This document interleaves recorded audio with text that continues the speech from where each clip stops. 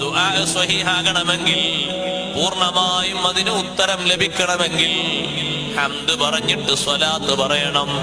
Medina പള്ളിയിൽ നിസ്കാരം കഴിഞ്ഞിട്ടൊരു സ്വഹാബി ദുആ ചെയ്തു. ദുആ ചെയ്യുന്നത് നബി സല്ലല്ലാഹു അലൈഹി വസല്ലം ഇപ്പുറത്തുനിന്ന് കേൾക്കുന്നുണ്ട്. നല്ല വചനങ്ങളാണ് ദുആർക്കുന്നത്. പക്ഷേ ദുആഇന്റെ മുമ്പ് ഹംദില്ല, സ്വലാത്തില്ല. ദുആ മാത്രം ചൊല്ലിയിട്ട് എഴുന്നേറ്റ് പോയപ്പോ തങ്ങൾ പറഞ്ഞു, അജില ഹാദാ, അജില ഹാദാ. ഈ സ്വഹാബിക്ക് തിരക്കായി പോയി, ഈ സ്വഹാബിക്ക് തിരക്ക് കൂടി പോയി.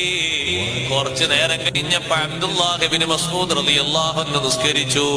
നിസ്കാരം കഴിഞ്ഞിട്ട് മഹാനവറുകൾ കയ്യുയർത്തി ദുആർക്കുകയാണ്, അൽഹംദുലില്ലാഹി റബ്ബിൽ ആലമീൻ.